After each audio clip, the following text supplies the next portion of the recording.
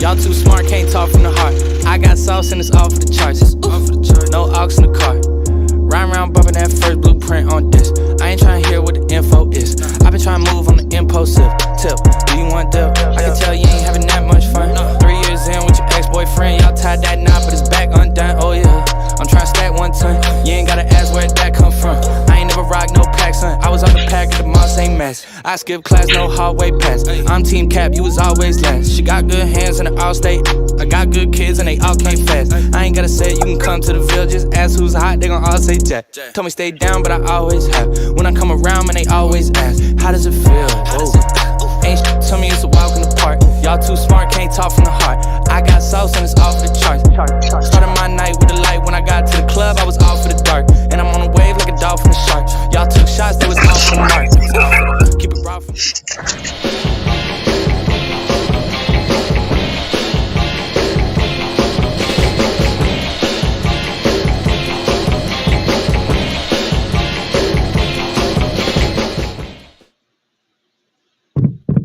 Is this thing on? Good evening, everyone, and welcome to Tigers Tonight. Feels like it's been months since we've done this, fellas. I am John Maddox, joined as always by the best co-host in all the land. We will start in the land of the Spectrum upgrades with our friend Brian Moss. Brian, how are you this evening? Doing pretty good. As long as Spectrum is done with their upgrades, I'll be live here. But if they're not done, then you'll see me bounce out.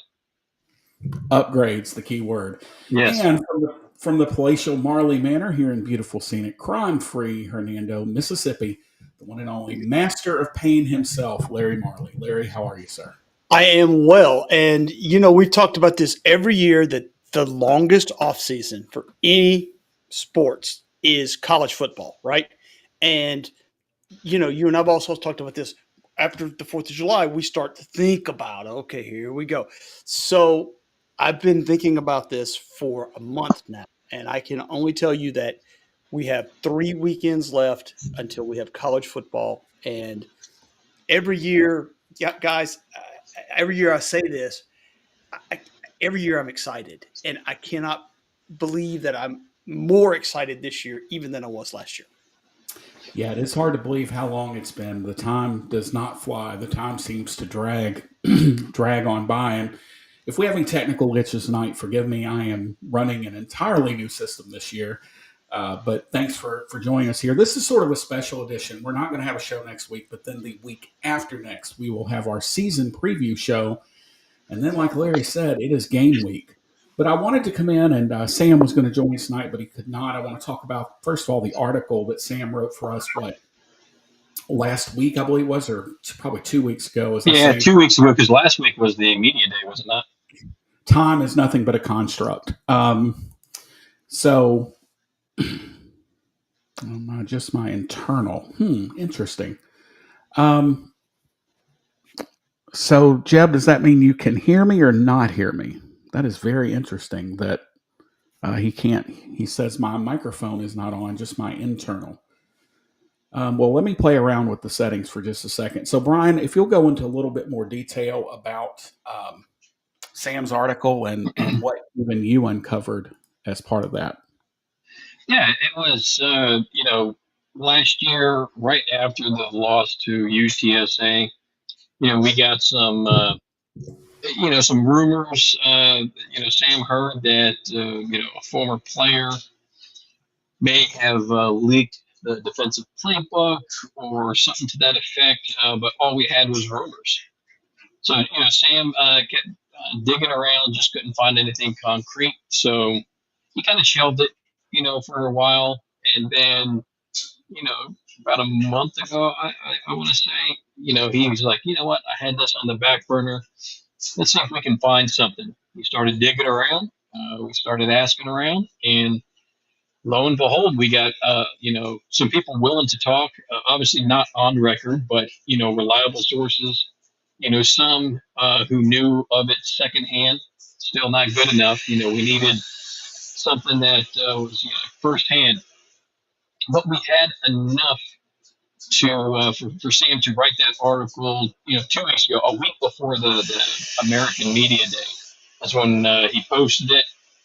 still looking for that smoking gun, concrete evidence. But we did, like I said, we had enough to put an initial article out of what we've heard, because we've talked to former players, coaches, people that knew of the situation. And then when the initial article came out, there was a lot of people that kind of pushed it aside, said it was false. So what that kind of made Sam mad, which I understand. It made some of the sources that he and I had spoken to a little upset that, hey, this is not false. This actually happened. So Sam was given the the picture of the DMs, and since we had that, we actually got that. I want to say, if it was not the night before the media day, it was the night before that. And Sam was on his way down. I think he was in Florida on a religious retreat. Doing something with his church, I believe. So we had that smoking gun. Sam did the article. We made it free so that people could see it, and it blew up, and rightfully so. And a lot of people were saying it was clickbait. Shout out to Commissioner Bernetti. Me and him go round and round, whether it's Taylor ham or pork roll. Shout out, that's pork roll. But anyway, that's a Jersey thing. Most people won't understand that. But it wasn't clickbait. It wasn't sensationalized. For me, something that would be clickbait is shock and awe and doesn't have a bit of truth to it. This had everything about it was true. And we didn't sensationalize it. Sam didn't give an opinion on it. I didn't give an opinion on it. It was just, here are the facts. This is what happened. And it's for the world to see. So, and come to find out, just from, talking to more sources, that, because I was asked, at the media day, if the coaches knew about it, the Memphis coaches knew about it, how come they didn't change their defensive play calling prior to that game? I'm like, well, that should tell you your answer, that they didn't know, because anyone in their right mind would know that they would change their play calling prior to that game. But, I was told that the Memphis staff and players did not know about the incident until after the game. Maybe, the person who sent those DMs started running their mouth, and then word got around, and here we are. Yeah, so a lot to unpack there, and I have thoughts about this. So, number one, I don't know a scenario. Let me chime in real quick. Sorry about that, but Jeb asked the question: was he still on the roster when it happened? From our understanding, he was not on the roster when it happened. This is after he was, kicked off the team, let go, whatever the case may be. But I was specifically told the DMs happened after, he was off the team. But if you look at those DMs down at the bottom, it kind of mentions let me know if you get cut off. And to me, that kind of sounds like, I know there's two ways to take that. It sounds like, well, if you get cut off, you have something here that implies he's still on the team. But I was told, no, he was not on the team. And to me, the cutoff is if you get, cut from, I think it's your scholarship or, whatever, you can't get into a new place. I'll put a good word for you here at UTSA. But that's what we were told. Whether you believe that or not, it's that's up to you guys. But we were told he was off the team. So Jeb is already, we're 1 week in and stealing my thunder here. So yeah, I agree with Jeb here. If that's the case, again, this part we are kind of speculating about. Yes. If that's the case, then why does he still have that playbook in his hands? Why does he still have access to that? Did he get it from some, you know what I mean? Like, I don't think it just, again, speculation on my part. Yeah. I don't think he had access to it. When he said, I think he premeditated. I think he took a picture of it knowing that he's lost his starter job. He's, Cortland Marsh, beat him out. So I think he had this planned in his mind already. So he took a picture while he had it. But but who in their right mind, in this day and age with everyone transferring left and right, you don't think that, hey, my former player is gonna do this. Has it happened in the past? I'm sure it has, but I don't know. I guess because of this happening, coaches will now have to think about changing stuff up when someone is dismissed from the team or if someone transfers. But how often? I mean, how many times are you going to change because transfers happen left and right? Yeah, so back to my kind of thoughts on this whole thing. Number one, my first gut instinct is you will never convince me in a million years that at least, and I don't know his name, and I'm not here to besmirch or libel or slander anybody, but how in the world does either the offensive coordinator or the head coach not know about this? Because they're not going to turn a guy loose who has a 53%, I think I looked at it, completion percentage coming into the Memphis game. Now, I think he had thrown for 200 yards one time, and he threw for 306 against Memphis. And Larry, you said it before we came on here. He was very, very efficient. That's the big takeaway for me is how efficient he was in that game. Not just the yardage, but the touchdowns. You said it. He didn't throw an incomplete pass in the third quarter. And those DMs were pretty explicit. And, some of it was probably a little bit petty because Cortland Marsh did win the job over him. But then Cortland was also hurt in that game. And, frankly, that's what he said. When they go cover zero, you got to take advantage of him because he can't cover anybody. So, that's my first thought. And second thought is I have a friend around the Michigan program, and they're like, thank you, Taj, for taking some of the heat off the Michigan program with all this. But Larry, I want to come to you because, piggybacking a little bit off Bryan, how often do you think this happens across the board in college football?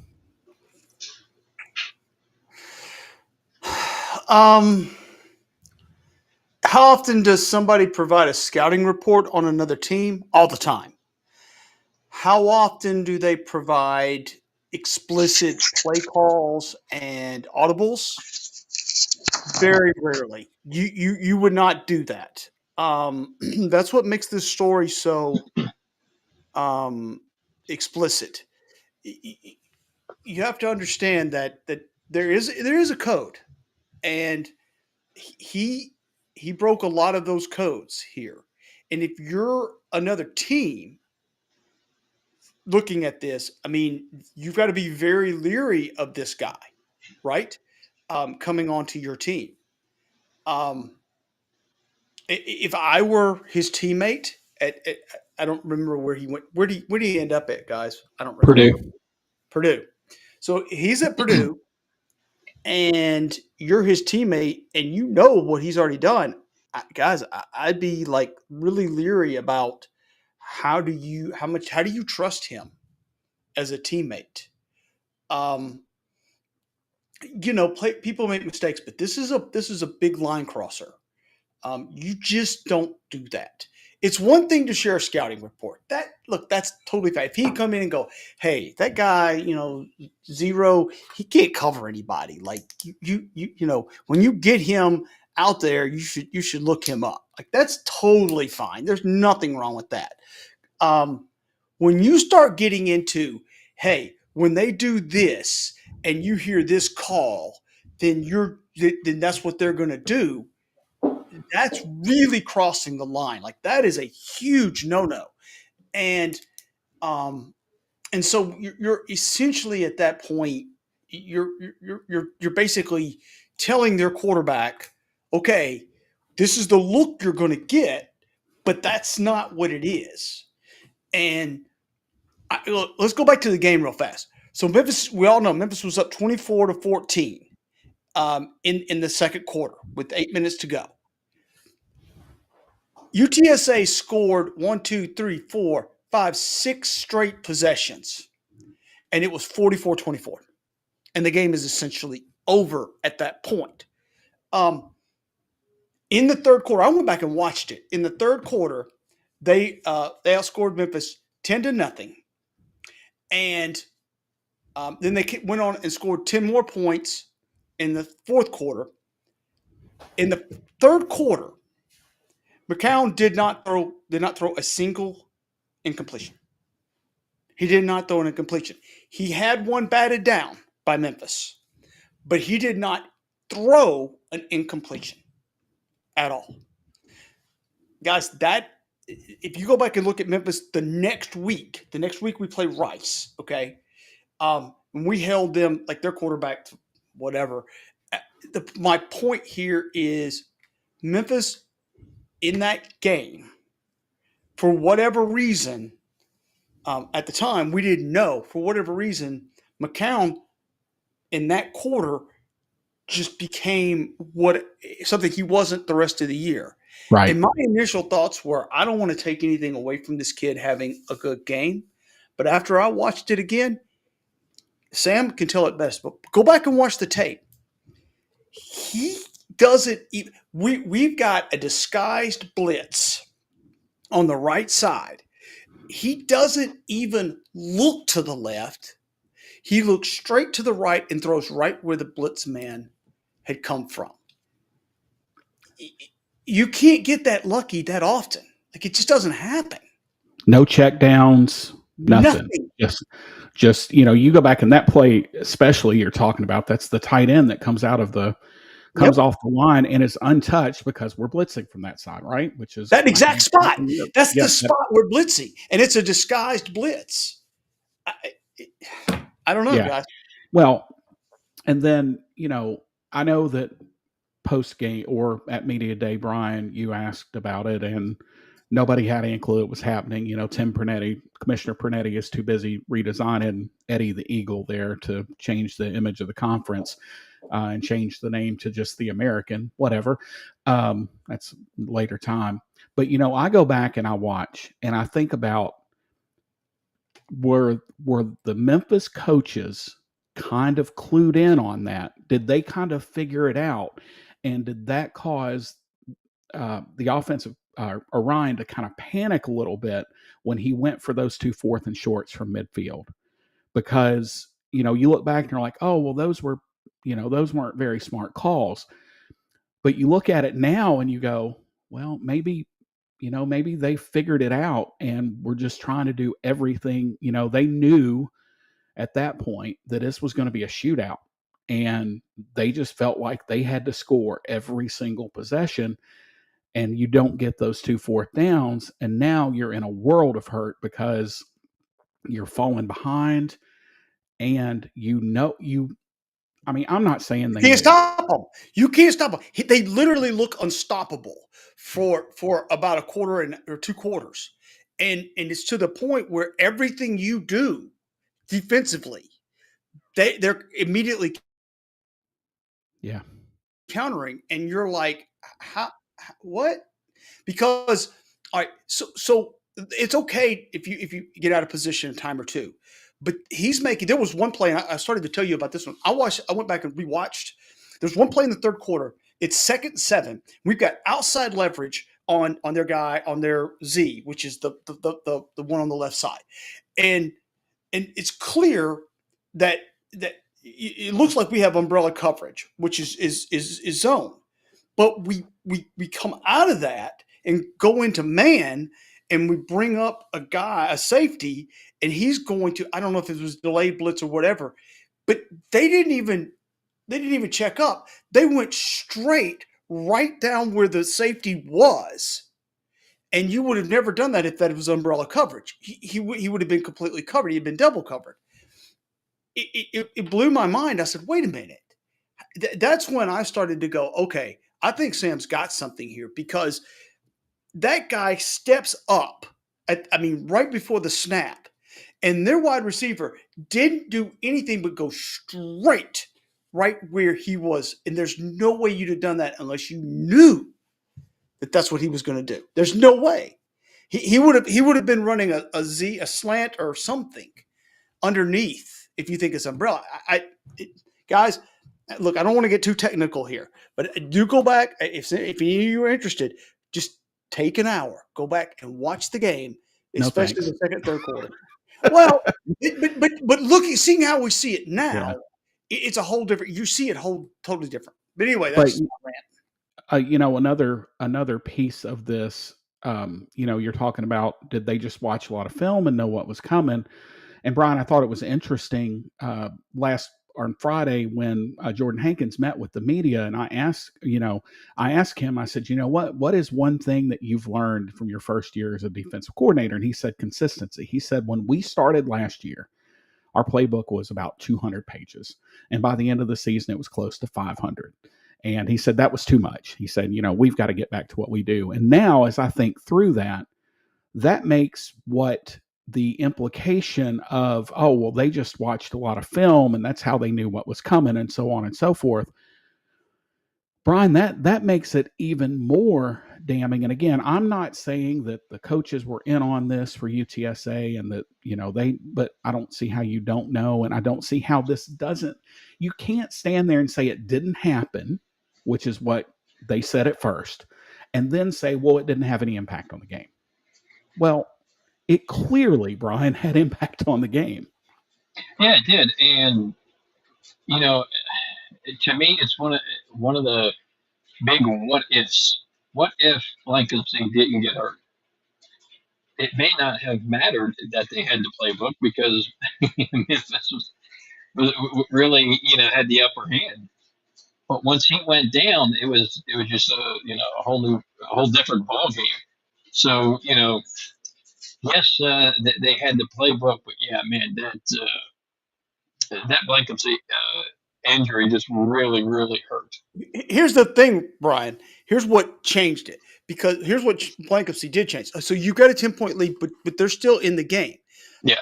If you get them down 17 or 20, all of a sudden now it doesn't matter that they know your playbook because you become predictable, right? To a degree, it still matters, but yeah, but they're more predictable. My point here is that what the Blankenstein thing did was it opened up the opportunity for them to seize momentum.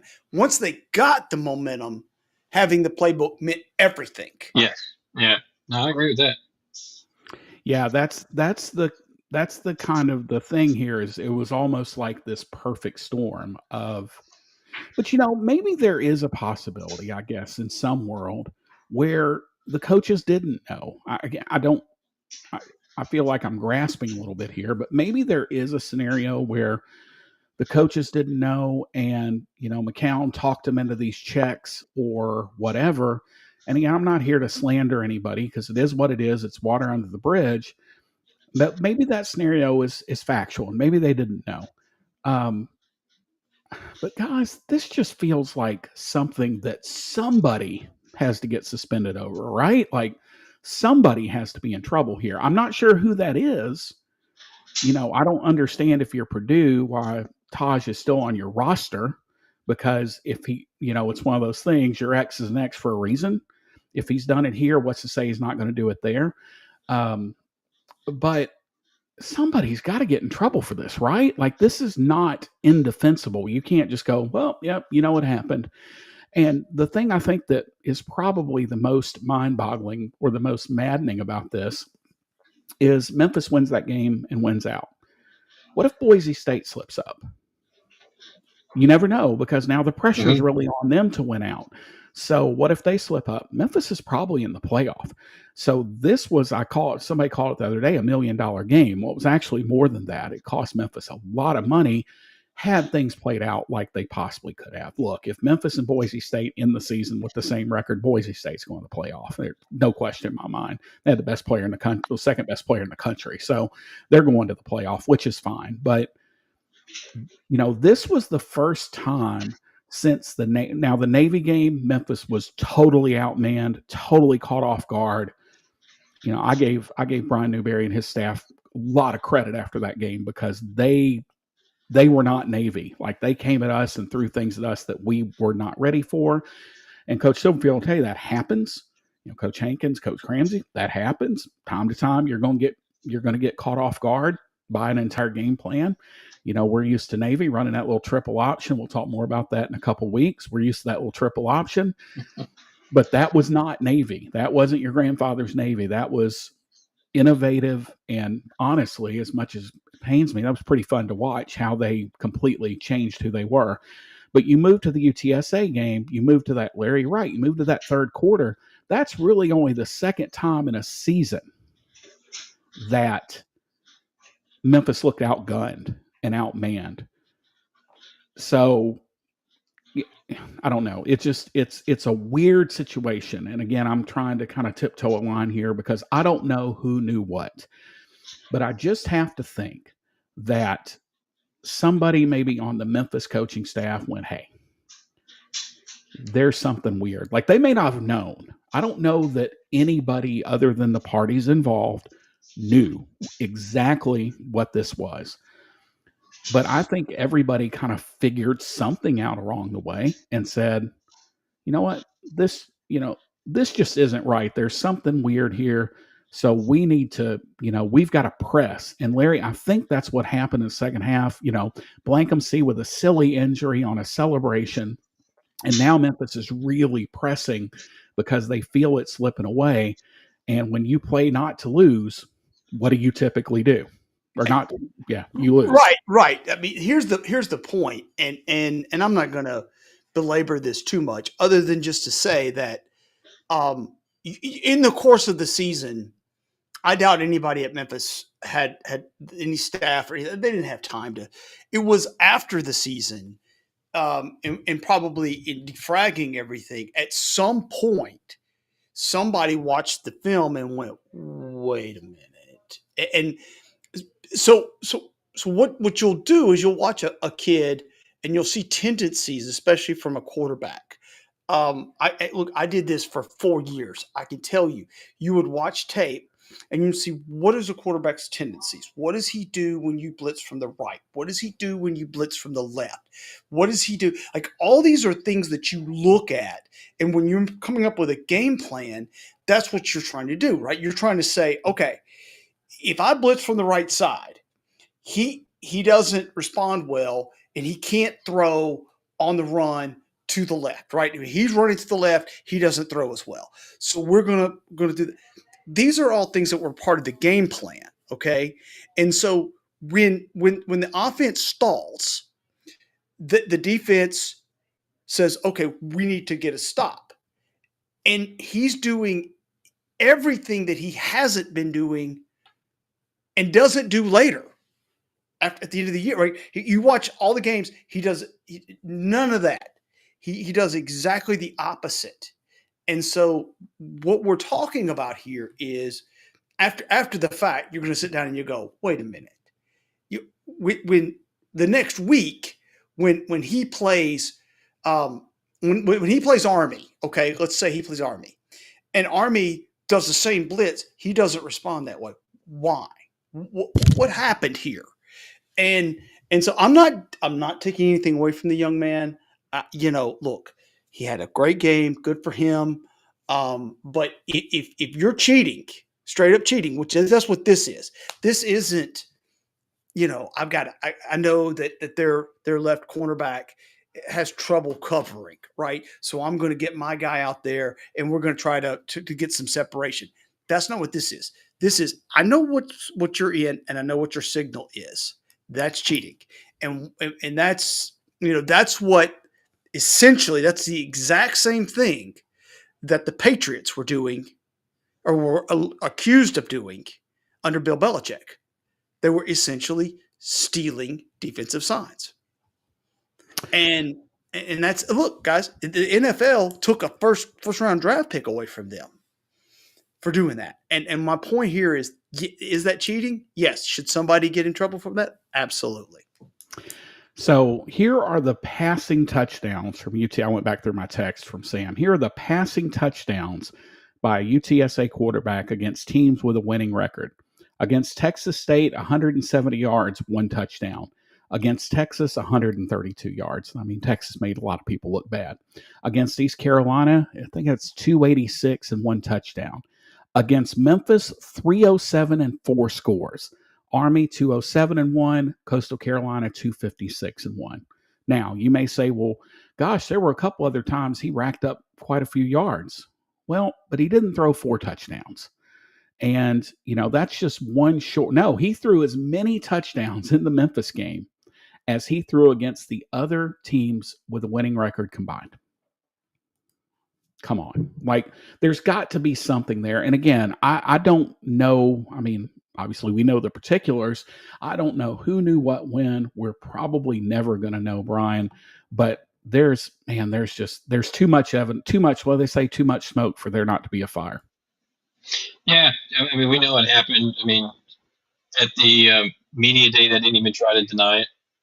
Yeah, I mean, it was funny because was it before the media day, before they even got to the media day, I think Coach Traylor was at some event and was asked about Sam's article, and he called it asinine, just nonsense. But once we had that smoking gun, shout out to Sam, man, he did a great job. But once he got that smoking gun, all of a sudden it's not asinine anymore. I mean, he said he stood by his comments, but then also had to change his story up a little bit, and none of them denied it. So it is what it is. I guess just like Silverfield said, you got to move on. You can only control what you can control. Life rolls on, and we wanted to take a minute here. Ask Landon to jump on, the newest member of the TSR team. Landon, welcome aboard, and see you're driving, so please be safe. Thank while you. you're doing that. I'm parked right now, so I'm Okay, good on the safety. So, Landon, we're kind of going through the Memphis UTSA stuff. So I just wanted to maybe get and see from a new member of our team. Do you have any thoughts about it? Well, I watched the game live, and obviously I think as most people probably relate to this, I didn't really have anything going through my head about that as I watched the game. Actually, I remember that week after the game, Sam told me, about the initial tip, and we didn't really think anything of it until he started chasing the story a few weeks back. And so I guess at the time, no, I really didn't think anything was going on. But then when I actually helped him dive into the tape of that and look back at everything, and it was one of those games where UTSA, their offense, the whole game, it just seems like whatever Memphis had dialed up defensively, they had the answer for it. They just always had a guy in a spot where Memphis's defense was not. And I get there's game planning and you can watch all the tape you want and come up with the perfect plan, but it just seemed a little far-fetched to me. It's not like UTSA was this great team all year. And that game, they were lights out on offense. So I think the tape definitely backs up the sourcing Sam had on that story.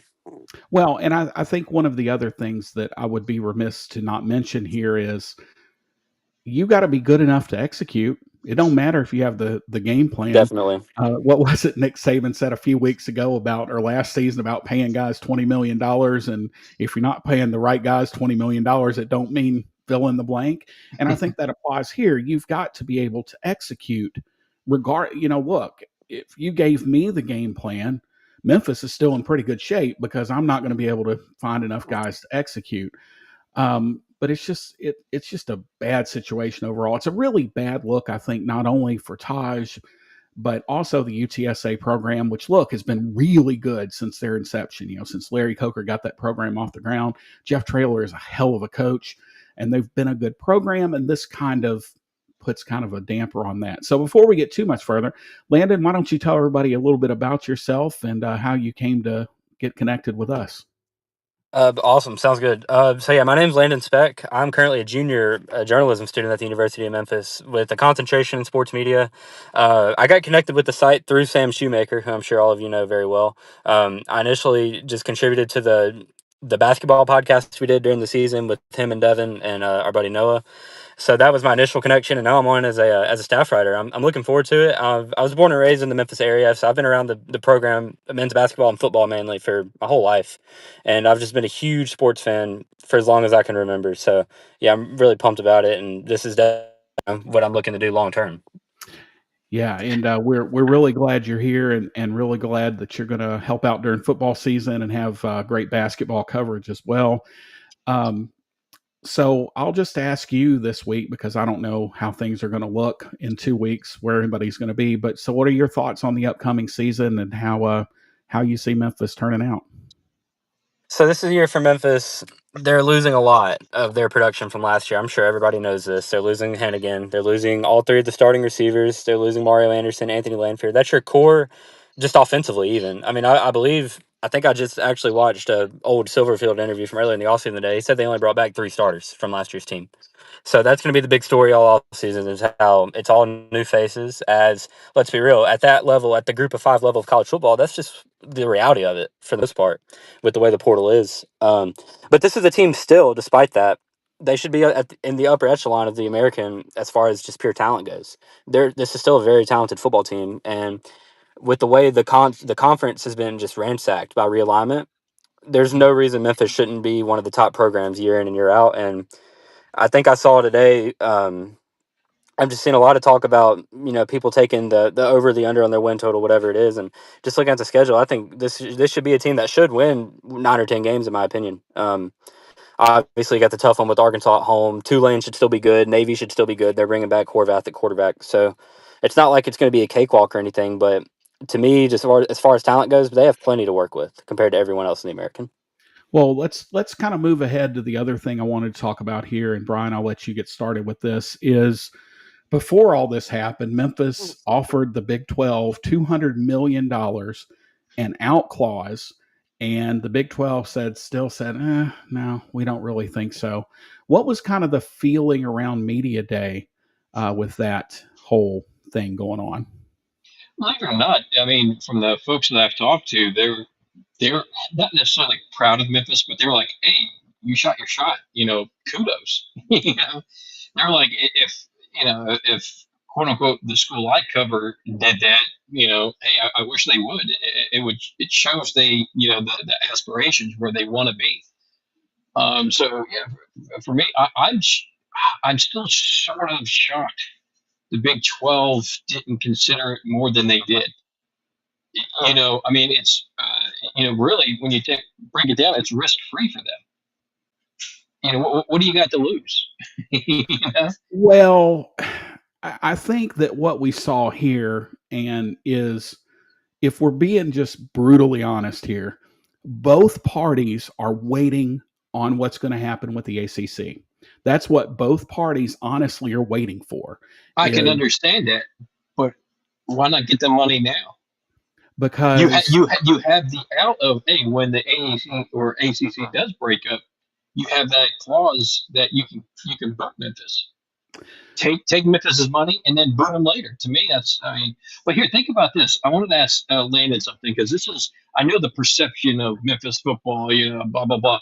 Landon, what's your earliest Memphis football memory of the team? What was their record? It was the 2014 season with Fuente and Paxton when they went to the Beach Bowl. I believe they went 8-5 that year, and that was the first time I remember Memphis being anything from a football standpoint, because obviously the program was a disaster before that. Really, between D'Angelo and that team, it was nothing. Yeah, but you don't remember those days, correct? Right. Exactly. I don't remember those at all because of that, because of how bad it was. So we have a generation of, I'm going to say kids because you're my son's age, but we have a generation that does not remember Memphis football being a cellar dweller. If you really think about it, anyone from, I would say, how old are you, Landon? 22-ish? I'm 20. I'm 20. I was born in 04. So think about that. I know. Anyone that's roughly 20 to 20, let's just say 22 years or younger, they do not remember Memphis being, quote unquote, a loser. No. So, so the perception of Memphis football is just the older generation, looking back, it's like, oh, Memphis is nothing. But the younger generation, all they remember is Memphis as a winning team. When's the last, he doesn't even remember when Memphis had a losing season. That was 2013. So the perception of Memphis football to me is gone way up, and it's just the older heads that's trying to keep it down. Well, I don't know that it's a keep it down thing. Here's my thing, I think both parties, Larry, are waiting on the Big 12 or are waiting on the ACC. They're waiting on what FSU, Clemson, UNC, you pick them, are going to do. Who knows? And the downside is, if you're Memphis, it's super high risk. The money is not that big a deal. The money is fine. The deferring TV revenue, that's fine. SMU bought their way into the ACC. But that clause that, look, if we don't add value, we can kick you out or you can kick us out. Well, that's not good for either side because the Big 12 is not going to look good after that. And of course, Memphis is not going to look good at all after that. And there's always politics at play. You know, you've got Kansas State, those schools, Iowa State, who's had enough, I think, of Memphis from the Liberty Bowl last 2 years ago. And I don't think anybody's holding anybody down. Man, Larry, that whole kick us out if we don't add anything, I'm sorry, that reeks of desperation. And that, I don't think that's a good look at all. Well, as far as the desperation goes, I mean, we are desperate. Let's just say it for what it is. And we're trying not to get stuck on the wrong side of the fence. And it's important that you let people know what you're capable of. So I get where you're coming from, but that's where we're at with it. As far as them not taking it, I mean, I'm going to say it for what it is. This is a racial thing. I believe that with my heart. I think that cousin Joey from Nowheresville, Kansas, looks at Memphis and says, "I don't want to be around that demographic," and redneck boy in Lubbock, Texas, looks at it and says something similar. Guns up. Yeah, I mean, right? I mean, we saw Iowa right up close. Iowa State, yeah. And I also think so here's a hill I will die on. I think the location of the stadium plays a role. I think that higher ups at the Big 12 look at the stadium, the location, and the demographics around it, and just say, no, we don't want any parts of that. Right or wrong, look, we're not here. It says master of pain. Okay. I'm bringing pain. All right. I'm telling you where we're at with it. You can either deal with it or don't. But the bottom line is that the Big 12 doesn't want anything to do with Memphis, primarily because of racial reasons, in my humble opinion. And I think that's been the issue from the beginning, and it will continue to be the issue. But I mean, look, at some point, somebody's going to take our money. It's going to happen. Yeah. And it, at some point, somebody's going to look at it and say, now, is that going to be a watered down ACC? Maybe. Is it going to be a watered down Big 12? Maybe. Is it going to be a reconstituted Pac-12, whatever that is? I don't know. But somebody is going to take your money. And I think one of the things that we as fans have to come to grips with is that the only thing we can do is go to the games and show everybody that their perception is not reality. So Landon, I know you've got a heart out here, but I want to kind of get your thoughts from just, kind of an outsider, I guess. But if you're the Big 12, TJ said it in the chat, why do you not even just take it to a vote? Like, are you that disinterested? Are you that turned off by Memphis that you won't even talk about it? It's honestly, that's probably the most surprising thing to me is the fact that with this new offer, recent $200 plus million offer, they didn't even entertain it. That was the part that really stunned me. It wasn't just the fact that they turned him down. And I think I don't really have a good reason for that, to be quite honest with you. I'm not, the expert on that. I just, it's interesting when you look at the other markets, though, that they did take from the American. They took Cincinnati, they took Houston, and they took Central Florida. And I think with Central Florida and Houston, especially, both of those schools, I think they have the enrollment numbers at those schools are very high. I think, and that's like the one thing where when you compare Memphis to all of these, you know, schools in big markets, if you will, so quote unquote big markets for college schools, um, they just don't have the enrollment that those schools have. I think that could be one factor that plays into, it's a much bigger thing than that, obviously. But honestly, no, I don't have a great answer for why the Big 12 wouldn't even entertain it. That kind of stunned me. Yeah, I agree. I was a little shocked at that too, but just a couple of further points about that. Yeah, a lot of people forget, and there's always the cynic in me that says, "Well, they don't decide either. It's ESPN that decides where they want to move the pieces." But it's university presidents that decide these things, right? It's not athletic directors. It's not uh, boosters. It's not collectives. It's not the student bodies. It is the presidents, and they, for better or for worse, they have a perception of Memphis. And although our academic profile is millions of times better than it was, even Landon, at your first memory of Memphis football, the academic perception is way higher. And I get people that come back to me sometimes and say, well, they took UCF, and Orlando's not a great town, and I'm here to tell you it's not. Um, and they took Houston. Well, here's the thing. You're talking about destination cities, right? Like, that's one thing that they have going for them, or these are places people typically go. Nobody's going to Manhattan, Kansas. Nobody's going to Ames. Nobody's going to Stillwater, right? Like, nobody's going to these other places. So they took some teams that they thought were a good call. And Memphis came, I do guess I admit Memphis came with a great offer. What is it? Well, Will Wade said a solid ass offer. Um, but they came with their best shot. But now that you didn't you didn't get it. My issue becomes, well, if you're the ACC, and let's say, well, not if, but when Florida State and Clemson leave and you want Memphis, you are now in the driver's seat. You're in a bigger negotiating position, because you're not going to, it's like when a coach gets fired and they hire a new coach, he's not going to take less money than the old guy. So now, did Memphis maybe tip their hand a little bit? I don't know. I just think this is I think Larry hit on some excellent points. I don't know that I'd even go racial.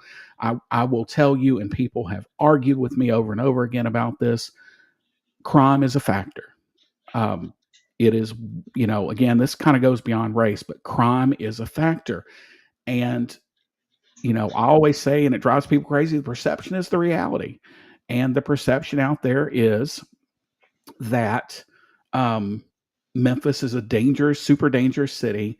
We're not a convention city. We're not a destination for things like that. So Memphis, kind of has its hand playing against it.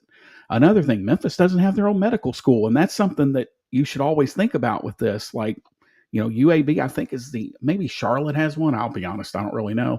But Memphis doesn't have its own medical school. And that probably plays into it a little bit.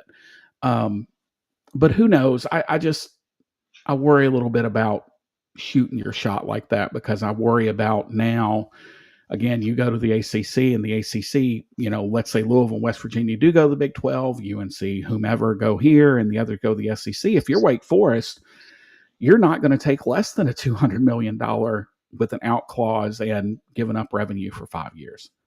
And, that's just reality. Yeah. Well, Louisiana Monroe has a medical school too, but I do think all of that kind of plays into it. But the academic perception is here versus where it was during even the Justin Fuente era. The perception is way up. We're a tier 1 Carnegie Research Institution now, and we just have a lot more going for us. Well, Landon, I know you've got a hard out here at the top of the hour, so we're going to go ahead and let you run. But thanks for jumping on with us for a few minutes, and we hope to have you on more often, and looking forward to your Tiger football and basketball coverage. No problem. Thank you guys. Looking forward to it. Thank y'all for having me on. I'll see y'all later. All right. Well, that was Landon Speck, who's the newest member of the TSR team, and looking forward to him joining us throughout the season. So, Bryan, I know we've kind of overrun you here a little bit with this, but what does Memphis do now? What is the next thing for Memphis? In my opinion, just keep winning. Keep doing what you're doing. Prove people wrong. I think this will, and rightfully so. I think Memphis should have a chip on their shoulder more than they had before. Prove them wrong. You go out there and win the league and continue to win the league. And I think that's the knock on Silverfield. He hasn't won the league yet. I think I honestly think that changes with this year. Now, will they win the league this year? I don't know, but they will challenge for it. I do think Memphis will be in the championship game this year, and quite honestly, for the foreseeable future, because when you've been to practice, you've seen the quarterbacks. I think Lewis only has 1 year left, but Memphis finally, after many years, I've said this, no matter who the head coach was, the Memphis offense it blossoms if they have a dual threat quarterback. I mean, for the past 15 years, I mean, they have since 10 years. I mean, since Fuente, and when you have take a look at Fuente's offense, Norvell's offense, and now Silverfield with his offense that he had. How many times have we seen the quarterback have a good wide open 10, 15 yards to run, and he doesn't take it? And you see that a lot. But now I think with Brandon Lewis, when I interviewed him before the media day and during the media day, I mean, he'll tell you, he's like, his first thought is to pass it. But if there's no passing lanes available and there's a running lane, he's not going to hesitate. He's going to take off and run. And just go back and take a look at the Oregon State game against Nevada. I spoke to him in length about that. I mean, the game going into that game, the game plan wasn't for him to run over 100 yards. I think he only had 49 yards passing. It was so unbelievably low. I mean, it may not have been 49, but I mean, it was low. But he had more rushing yards than passing yards. And he said they just couldn't stop us. They couldn't stop the running back and they couldn't stop me running. So we just kept doing it. So, I mean, if it ain't broke, don't fix it. So that he said, we kept running the same few plays in Oregon. So it looks bad again, if you're Oregon State only running a few plays over and over and you can't stop it. But for Brendan Lewis, hey, I mean, kudos to him for seeing something that's available and taking it. And I think you're going to see that a lot this year with him. There's going to be some games where I think he's good enough for Memphis to be the type of quarterback that can take over a game. I know Silverfield and the other coaches, like they want someone who can manage the game. I feel pretty confident in all three of the quarterbacks. I know A.J. Hill's a true freshman, but even Ayrton Maiden, if you take a look at his game film from high school, he has the athletic ability to take over a game. Let's save some of that for 2 weeks from now for our season preview. But yeah, I do think you're onto something there, Bryan. I think winning, putting butts in seats, continuing to increase your endowment, continuing to grow your season ticket base. The renovated Simmons Bank Liberty Stadium does not hurt. There's a reason they're pumping so much money into that. And again, this is no offense to the fine people of the city of Charlotte, but you ain't paying what Memphis is paying to play Charlotte on a Thursday night in front of 27 people. Like that's just not the end goal for what Memphis is trying to do here. But again, we're going to see with conference realignment, it's not done. And no. I think Memphis is still poised to move. I don't want to get. They're in a great spot. Memphis is in a great spot to be the best team in the group of six now. And that is something that Justin Fuente once said that always stuck with me about conference realignment and Memphis doing this and Memphis doing that. be the best Sprite you can be. There's value in that. You're not Coke, you're not Pepsi, so just be the best Sprite you can be. And maybe there's some value in other than the money. And I know the money kind of rules it all, but Memphis is going to be one of the few schools to pay the house settlement. Like they're going to Yeah. be one of the few group of 5 schools. And I said when this all started that location helps. And, being in a city with large corporations doesn't hurt. And having the booster organization that Memphis has doesn't hurt. So I think you are primed to either be the top of the G5 or G6, G whatever. Well, actually, if we're being real, there's 2, and then there's kind of everybody else. Top of the G8. Yeah, top of the G8, G9, whatever we're at this week. Because I still, and again, I'm getting off on tangent here, but I still think you're going to have a breakaway and you're going to have a super league. You're starting to kind of see the rumblings of that. They're going to take the 25 top schools, get them out of the NCAA purview, and the rest of us are fighting for scraps. But Memphis is well positioned. I'm just concerned that Memphis gave away negotiating position. That's my only concern. It's not a concern of is Memphis the next best program, because it's clearly the next best program because everybody's slobbering over Tulane this year, and they're going to go 9-3, and Boise State's not going to be as good as they were last year. They're probably, because they had a generational talent. Look at what happened with Memphis. We had a generational talent at running back, one of the best players in the country, and the next year we went 7-5, 8-4, somewhere through there. I'm getting old, so my memory isn't as good as it used to be. Memphis kind of had a couple down years and then a couple really bad years. So will they follow that path? I think Memphis is well positioned. And even if Memphis doesn't get the quote call up to what's left of the P4, I don't think that's the end of the world, Larry. I really don't. And there's a lot of reasons for that. And I've just covered some of it. But, at the end, the money would be great. Like, all kidding, the money would be fantastic.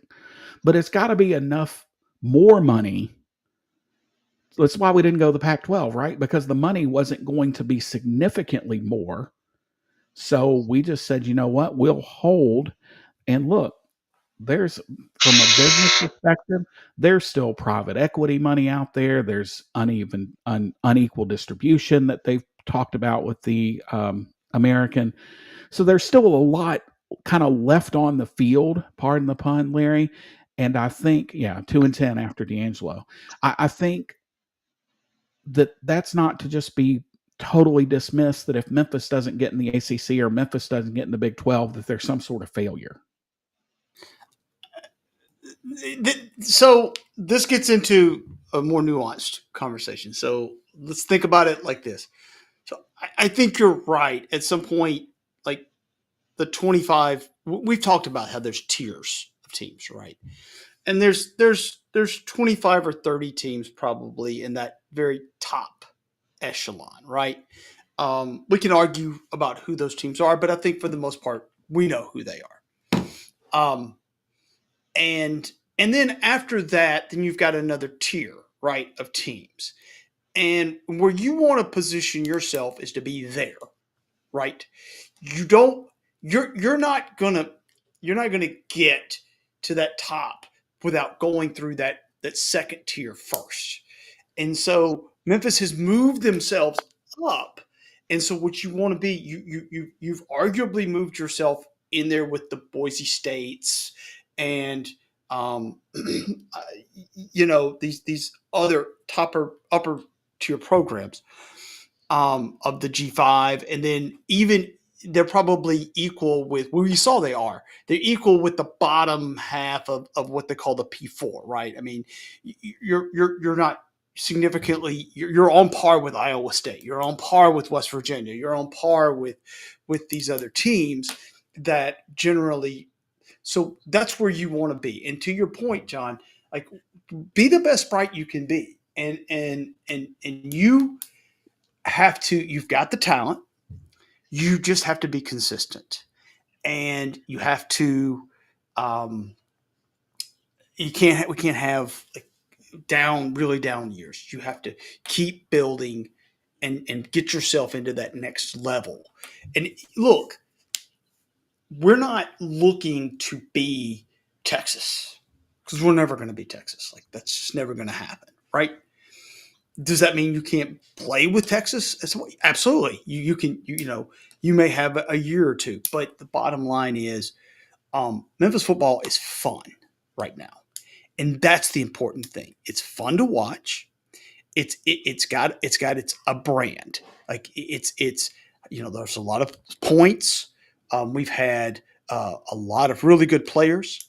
How many have we got in the NFL right now? Somebody tell me. Oh, yeah. 12, A lot. 12, 13. 13, probably somewhere through there. And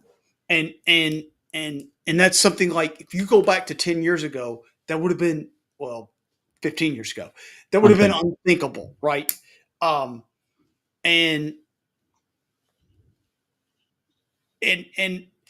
yes, I know, Vance. That's why I mentioned them. But the point is, like, we are right where we need to be right now. To your point, John, here's the problem with moving up too fast is that you can lose traction.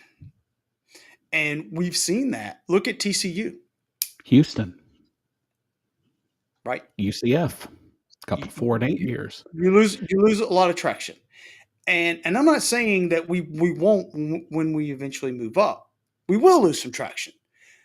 But you have to be ready. And we weren't for a long time. We weren't ready. I'm not sure 100% to your point, John, that we're even ready now. The stadium is still in shambles. It will. We know a couple of years it'll be ready. But we've still got some things to do to work on. I do believe that. And to your point, 19. Okay, fine. Thank you, Jeb. But my point is, it's not the end of the world that we didn't get in the Big 12. 100%. It's not the end of the world. But we do need at some point to separate ourselves from the bottom of our own conference and the G5. The way I would say that is you want to be closer to Mississippi State than Charlotte. Correct.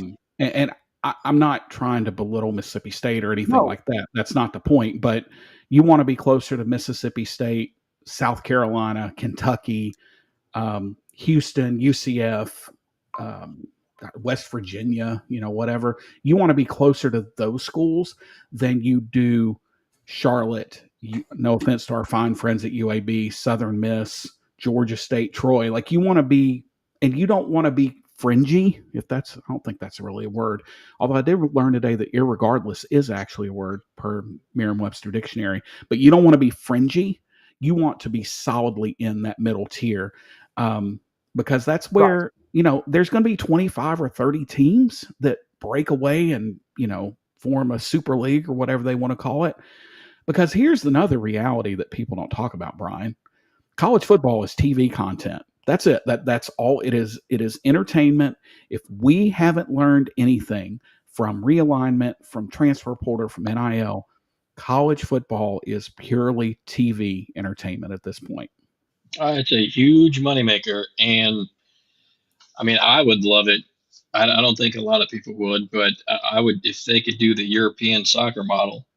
You can have your Super League promotion relegation. I mean, to me, oh man, I mean, because think about it. I mean, let's say, when you start, you have your power conferences.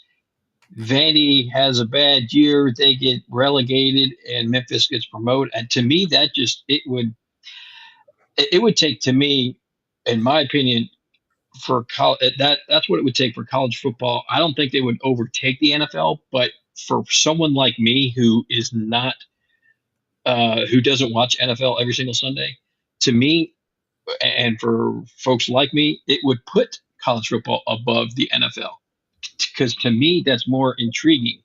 I would watch a relegation battle college football game over a playoff NFL game, but that's just me. I know, Yeah, you're the only one. But see, to You have, me, you have a weird British accent, by the way, with all this promotion yeah, relegation talk. good day, governor. But Governor. but to me, I love that European But soccer. but a I'm a soccer relegation. fan. But look, but to your point, I don't want to compare them. But a Yeah. relegation game would be freaking awesome. I mean, it would do huge numbers, even if it was a lower tier school. Like you mentioned Wake Forest. Let's say it's Wake Forest versus Iowa State. Boston College. Boston And, College. Let's pick on the Eagles for a little bit. yeah, sure. Why not? And that game is on a Monday night. It's a relegation game. I mean, it's going loser to the Sun Belt. Right. I mean, can you imagine the numbers that game will do? Like huge numbers, because everybody loves a drama. Everybody loves, drama, and that's drama to the nth. So yeah, I like the idea. It's never going to happen, by the way. This is a total pipe dream, but Yeah, but it would be awesome. But what you can have, okay, is you can have a game where they have to play. If they lose, they have to play in a different bracket of their own conference, right? And that to me would be interesting, because to your point, John, this is all entertainment. That's all football is. That's all basketball is.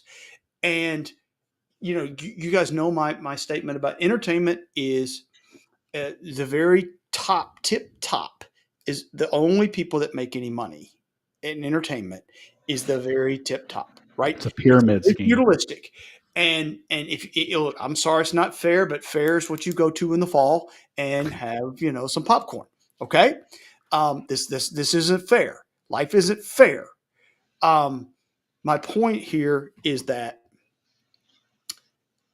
when you're Memphis, you need to be entertaining, and you need to have good games. We have consistently good games. We win, and we have a brand. You have to have a brand, right? We talked about this with Josh Pastner. Like, what was he, right? Memphis has a brand. We score points. We play good defense, not fantastic defense. This isn't the Big Ten, right? You tune into Memphis to see a 44-27 game. Okay. And that's what we're known for. And that's what you got to be. And when we get on the field with a name team, we're competitive.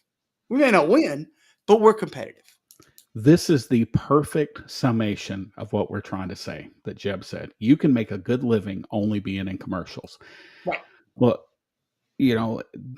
pardon this tangent, boy, this is getting out off the rails, but, being a pro wrestling fan, there's something for everybody. And there's a style of wrestling for you, for me, that we all enjoy. And, with the rise of independent wrestling, there are guys that can work more. And, competition's good for everybody. And, here's where I think we're headed. Not only are we going to have a breakaway, but with what's left, I think that may break into two tiers in terms of a playoff. And maybe what we see, Bryan, is, let's say Memphis is number 5 of the whatever, or let's say Memphis is the 9 seed or 11 seed, whatever. Well, they're going to play one of the lower, UAB? Let's say Memphis separates itself from UAB, but now Memphis has to face a UAB type in the playoff. Maybe their 2 or 3 best teams get in that middle level playoff. And that is almost a relegation, because if you lose that game, then boy, your season really ended on a sour note. I'm not going to say UAB. Jacksonville State. I'm just going to pick on them for a second. You lose to Jacksonville State, that puts a really bad taste, and that's going to hurt season ticket sales next year, and it's going to affect the economics. But I think that's what people need to remember is really at play here. This is not about on-field product. It's just not. This is about, can you be entertaining? Do you have a brand? If Memphis goes 6-6 but scores 52 points a game and gives up 49 points a game, people are still going to tune in. And somebody said something last week, I think it was, on Twitter. I'm sorry, on X. or maybe it was YouTube. It was a response to somebody talking about the SEC and Big 12's dominance and all that. And this person basically said, look, you guys keep that and you keep arguing about all this stuff. Meanwhile, the rest of us, like Bryan said, we're going to watch Buffalo at Eastern Michigan on a Wednesday night in November where there's a 99-yard touchdown return of a blocked extra point in a blizzard in front of 14 people. And I think, Bryan, that kind of speaks to your point that as long as it's entertaining, people are going to tune in and people are going to watch it. And that's whether Memphis is in the Big 12 or ACC or the American now, or the MAC, for crying out loud. It doesn't really, conferences, if one thing we've learned, conferences don't matter. It does not matter where you are. You're never going to be Texas. You are never going to be Alabama, Florida State, Notre Dame. You're never going to be those schools. So the challenge becomes you want to be closer to Colorado, Houston, UCF than Troy, Louisiana Monroe, all apologies, Larry, Southern Miss, Georgia State. You don't, God, it still chaps my hide that we're going to those two schools. I'll tell you this. There's a lot of fun to be had at a Southern Miss game. There is. And I miss playing. If we're going to play some damn lower level schools, why are we not playing Southern Miss for crying out loud? Right. I mean, to your point, here's my point. Like there's to your point about wrestling, like there's a lot of fun to be had at these, and they don't have to be Memphis for them to be fun, right? Nope. There's a lot of fun. Are they ever going to be LSU? No. Are they ever going to be, even Ole Miss? No.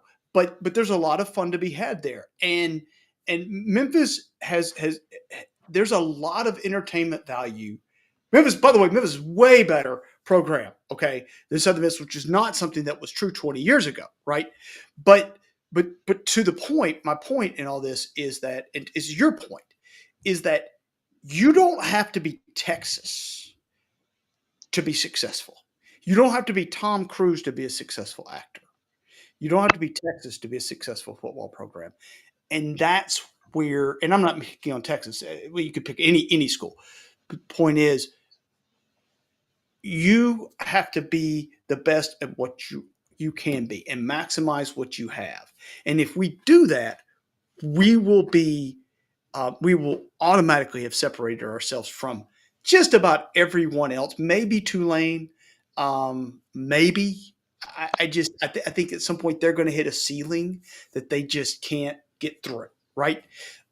We've talked about this with Tulsa many times. Tulsa has a ceiling. It's there. There's just ECU has a ceiling. It's there. I think Charlotte has a ceiling. That it may, I don't know that it's where, they haven't gotten there yet, but they do. And Memphis' ceiling is higher than any of that. Charlotte's ceiling's pretty high, but yeah, I agree. They just haven't. They haven't even tried. They just haven't capitalized. And again, not to beat this horse, but like where you are is going to matter in all this. Where you are physically located is going to matter, as long as you don't have a ton of what I call pull away. It's going to matter. So the question becomes: does Charlotte have more pull away from UNC and NC State than Memphis has from the 47 SEC schools that appear to be around it? So that's the ultimate question. So we're off next week. We're going to kind of regroup and get more into football mode the week after that. Coming up, let's see, today's the 5th, so that would be the 19th. And I want to say something about the Troy game. Jeb had one of the best sayings ever about the East Carolina, Greenville, North Carolina, and it applies to Troy. Nobody has ever accidentally gone to Greenville, North Carolina, or Troy, Alabama. You got to mean to go there. That's going to be a miserable trip. The best, I'll just give you the best hotel available. If you've ever driven that. I drove it last year. It was the stopping point on the way to Tallahassee. Yep. My best hotel choice was a Best Western. So that just says everything you need to say. But anyway, so we're off the 12th. We will be back the 19th. We will be here with a season preview. We're going to talk about not only Memphis.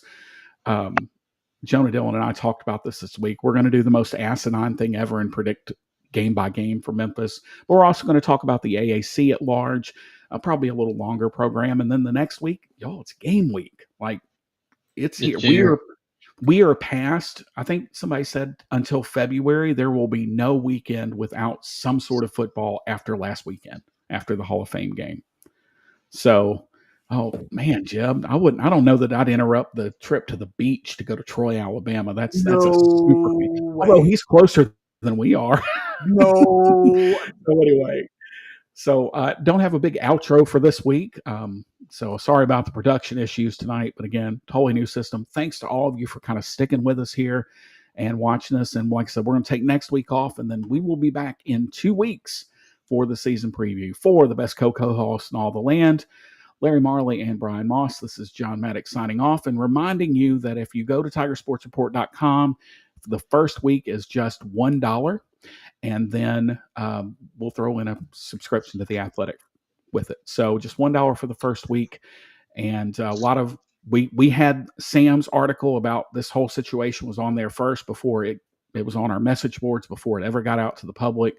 We got training camp stuff. We've got the best news. We try to keep the best news. One of us is at practice every day that we can come. So just, join us up, and we'll, the podcast, don't worry, the podcast will always be free. No plans to put that behind a paywall anytime soon, but thanks again for watching, everybody. And we will see you in 2 weeks.